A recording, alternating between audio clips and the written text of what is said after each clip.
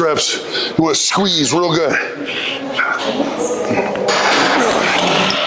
That's it. Oh, yeah. I'm fucking pumped now.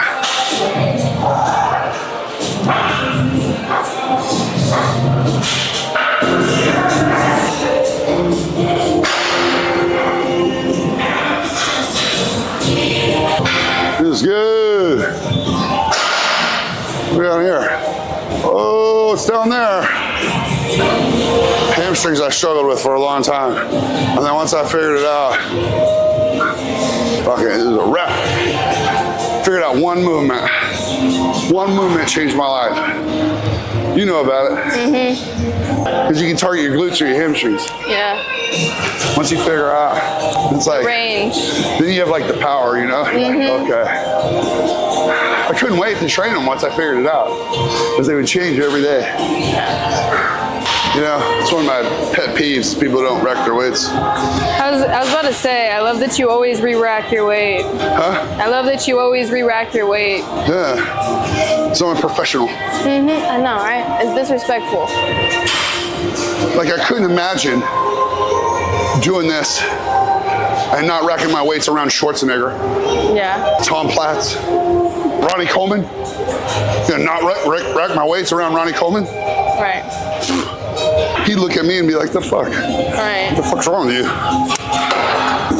You know, I got a friend of mine. He was competing back in the day. He's 6 feet tall. He was competing about 300 pounds on stage. Wow. Really massive guy. He was trained at Gold's Gym at LVAC off Buffalo. And that's where four-time Mr. Olympia Jay Cutler trained. My boy's doing some sets. Jay Cutler goes over to him. Hey man, looking good, you know? He's like, what are you at? He's like, oh, I'm like 305. He's like, oh yeah, but you're a massive guy. And he's getting done on a leg press, and then Jay starts fucking helping him rack the weights.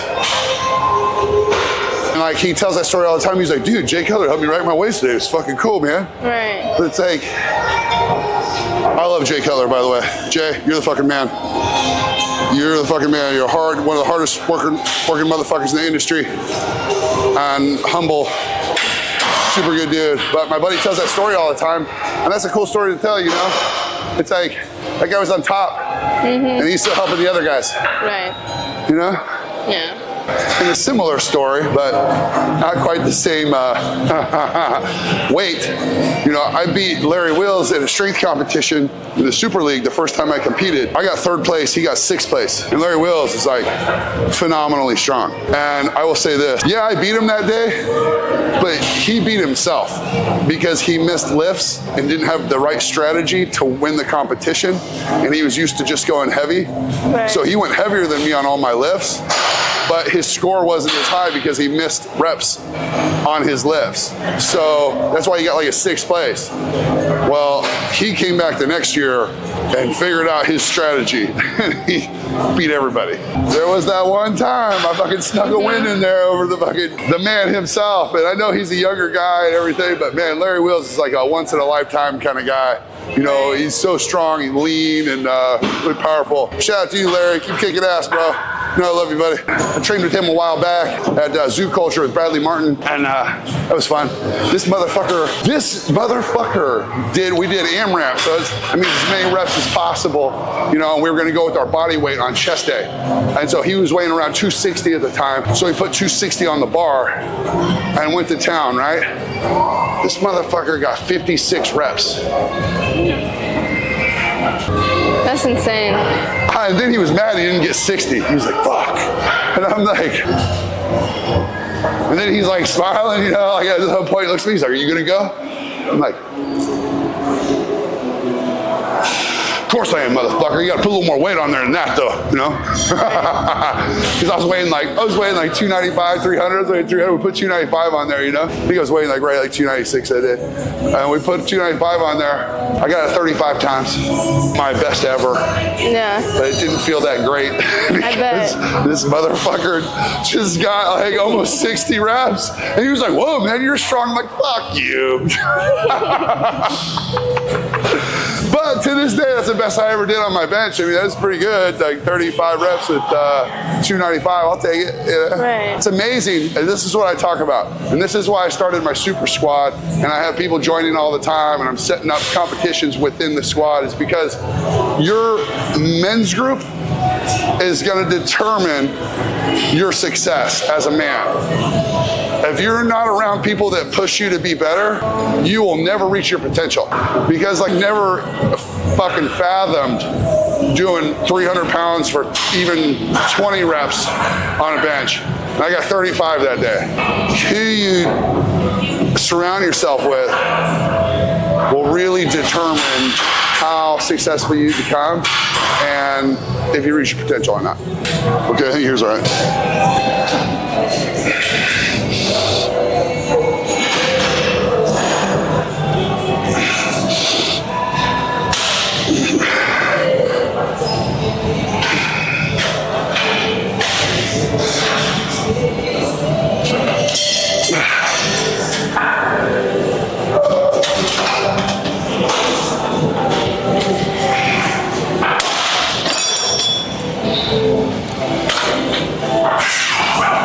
I used to do it 5:45, 5:30, 6 a.m. Right. And I can do it, it's okay. But earlier than that is like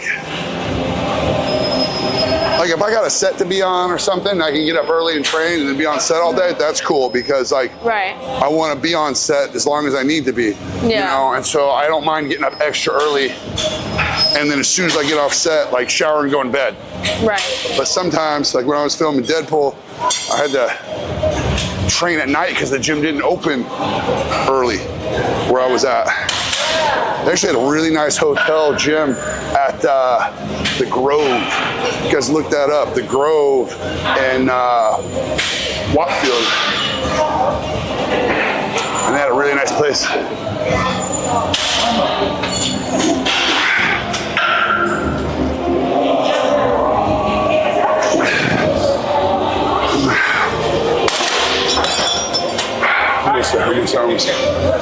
But it didn't open early, so I'd have to go after I got off set,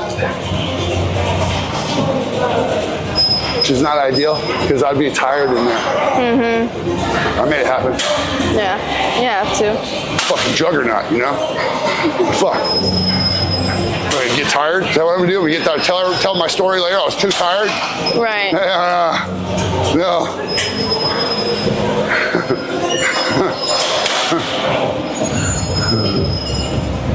My main job is like be jacked. You know? It's like, they're saving a lot of money on no CGI with the big guy. Cheaper than CGI. My rates are going up. But my rates are going up. You listen, Ryan, Sean, the rates are going up. I'm just kidding. I love you guys. But everybody else, they're going up.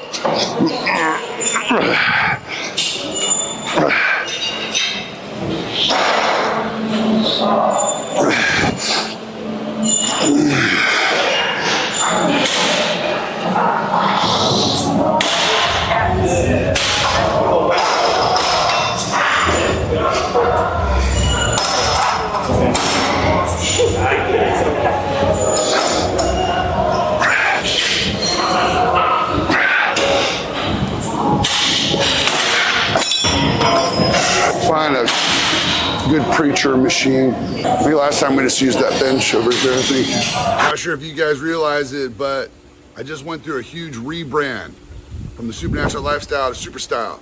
Now I got all new fresh gear, all kind of stuff on my site, new labels, all kind of stuff. Check it out. Best spot for your protein, pre-workouts, and post-workout supplements. Eat right, train hard, stay focused. Don't be a sissy.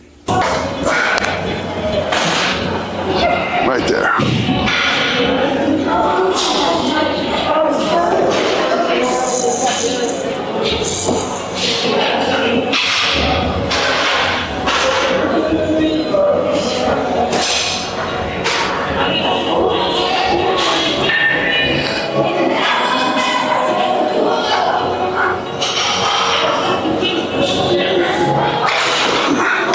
You gotta pick us out a gym in like Miami or Tampa. Said in March you'd be able to have more time. Yeah, in March we can plan something out.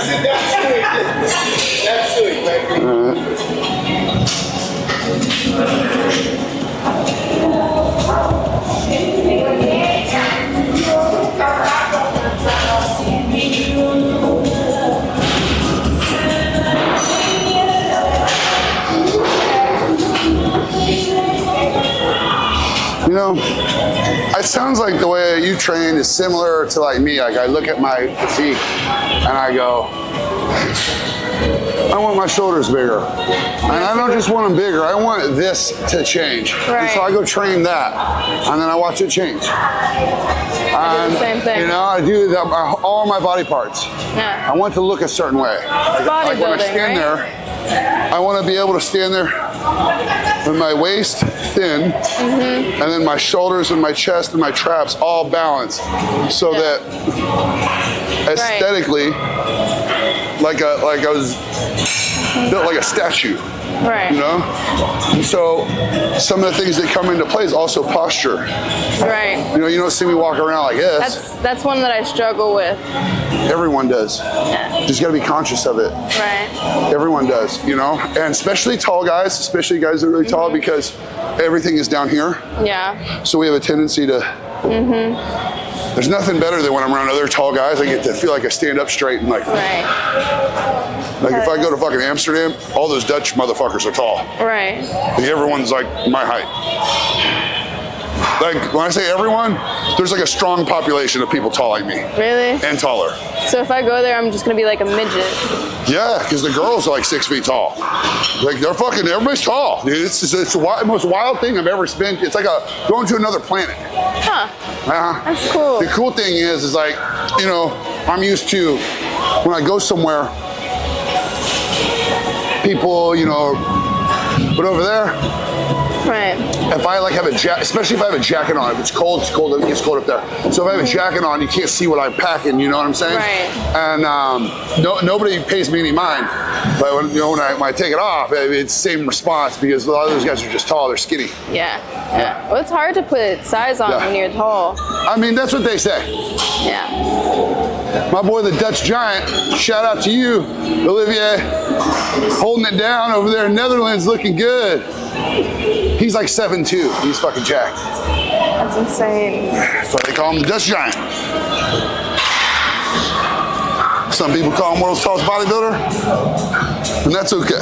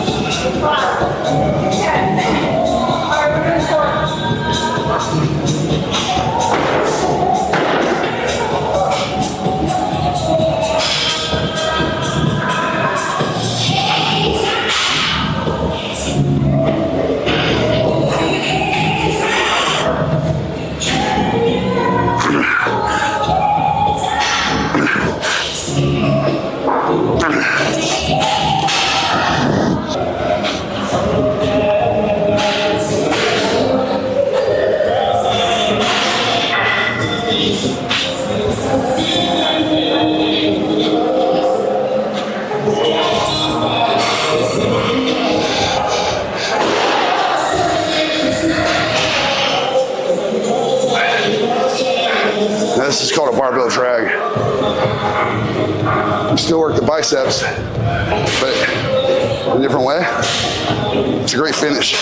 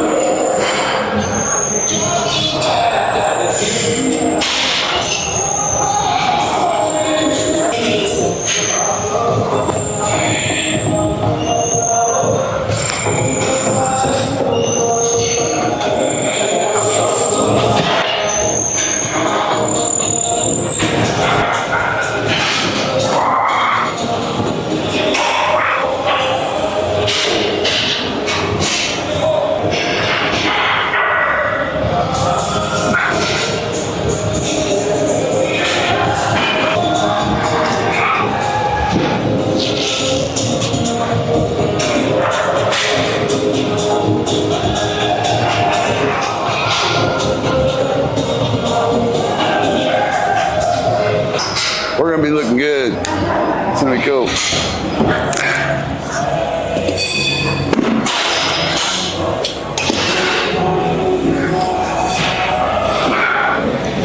Oh, let me keep that going while I do my video.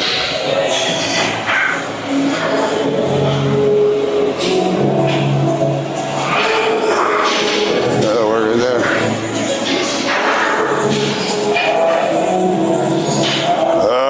Shit, yeah. Back day today. What's in here? Shred, son. Gotta make them gains, son.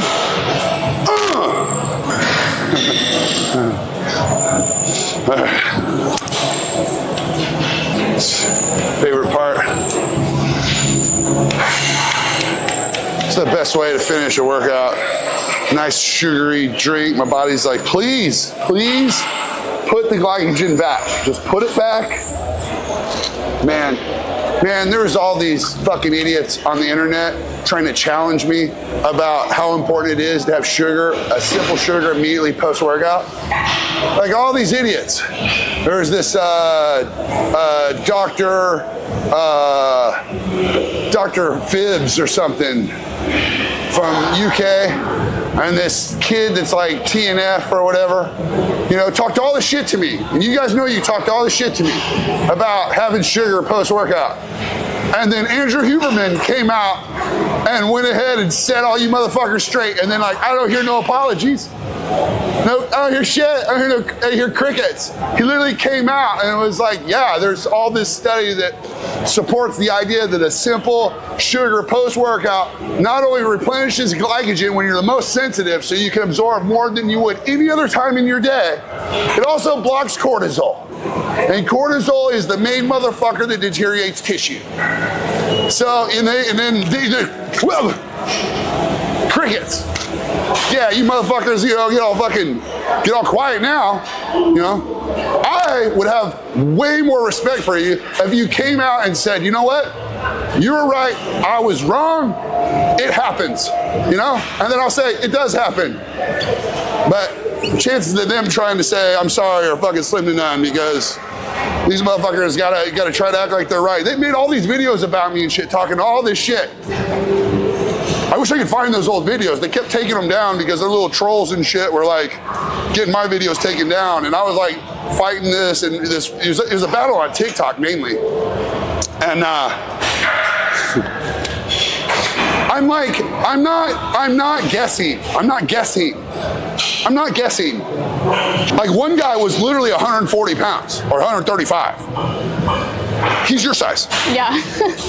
And he was not as cute as you. Like, he didn't even have a nice butt. Wow. I'm like, who's listening to you? Right. He puts one video out there where he uses like all those like 10-pound plates that are like yellow and green and shit, the 5s and 10s, and it made it look like he had all this weight when he's deadlifting. He's like, oh yeah, like trying to look all tough, and I'm like, don't. unless you specialize in performance, like you don't get to be a little guy. There's a guy named Charles Poliquin that came up with a lot of cool philosophies, and my boy Ben Pekulski, who's a really accomplished bodybuilder, was fucking massive. You know I love you, Ben. IFBB pro, took second at the fucking Arnold one year, huge quads. I used to train with that guy for 3 months. Back when I was natural, that was fucking miserable. That motherfucker whipped my fucking shit all over the fucking gym, but I kept showing up, and I fucking kept showing up, and I had a great time. And Ben, you taught me a lot, you know? So, but all I'm saying is that, you know, he learned from a guy, some of the stuff he learned from a guy was, you know, a lot of performance training and whatnot. He got trained under Charles Glass, but Charles Glass was a fucking bodybuilder back in the day. Make no fucking mistake, he was jacked. Anyway, I just said all that to say this, like when these little guys, you know, get on their high horse and they have a following because they're a doctor and they got a stethoscope, or maybe because, I don't know, they're a teen bodybuilder or whatever the fuck homeboy was. And yeah, I got it, make your money, do your thing, but when you come fucking trying to pick on me for no fucking reason, you know, because the whole thing was this guy, this doctor was picking on some girl that made a video that figured it out and was basically saying, I understand you want to have a simple carb post-workout. And so he like said how stupid she is and shit. And I'm like, bro, she's actually right. Ask the guy that's 6'7", 320 pounds peeled if she's right. Don't ask the fucking guy that's 135 pound general practitioner doctor over in the UK. Those guys don't ever show up on my page anymore though. The fuck? All you gotta do is apologize. You know? Also, dipshit fucking BioLane or whatever. Fucking Lane Norton, fucking PhD in nutrition, thinks it's okay to have petroleum fucking food coloring in your diet. Talking it up. There's no anecdotal evidence. Like, who the fuck, how the fuck do you? There's plenty of that, which means like people saying their kids bounce off the walls and shit. Right. But then you go to the UK and then you go to Europe and they're like, these substances are not allowed, or if this substance is in here, we're letting you know it's been known to cause all these issues. Well, they just banned Red 40, Lane. They just banned Red 40 here in the United States because it causes cancer. Cancer, because guess what? Petroleum was made for your vehicle, not your body. I don't give a shit. I don't know what they taught you with your little PhD, but you didn't get any fucking common sense out of the deal. They forgot to teach you that. Like, are you fucking kidding me? Like, who fucking thinks to myself, like, look at this petroleum, it's gonna be fine, you know? That's like saying, it's like literally like saying, antifreeze is sweet. A little bit in your oatmeal is fine. We're just put a little antifreeze in the oatmeal because it's not a carb and it's not a sugar, but it's sweet, so it's fine. And now they're starting to find out that like all these artificial fucking sweeteners are causing metabolic disorders. Think about think about this for a second. You're not eating the sugar so you cannot be fat, and then it's dragging your metabolism down. So you're gonna be fat. So maybe you would have been better off with a little bit of sugar. Or you have it post-workout like I suggest, and everyone wanted to fucking say like, oh, no, you don't need it. And fucking one dipshit was like, oh, you only need it before you work out. You don't need it the rest of the day. I'm like, well, dude, you're little. You're little. Like, you're a tiny little person. Like, yeah, of course, you don't need much. You can probably eat once a day and maintain all that. You know what I mean? But like, try being fucking over 300 pounds, dude. Like, it's a fucking different ball game. You gotta fucking know your shit. I said it for years when I wrote my book, Supernatural Lifestyle. I'm like, if there's a better way, I'll fucking throw this in the trash and do that. Like, I want what's best. I only wrote what I wrote because I believe it to be the best way. And guess what? It fucking is. You guys are welcome to join my SuperSquad whenever you're ready. Competitive men's group in there. Gonna make sure you're on the right track. No bullshit, no lies, just straight fucking info. Get you there, put you in a competitive environment.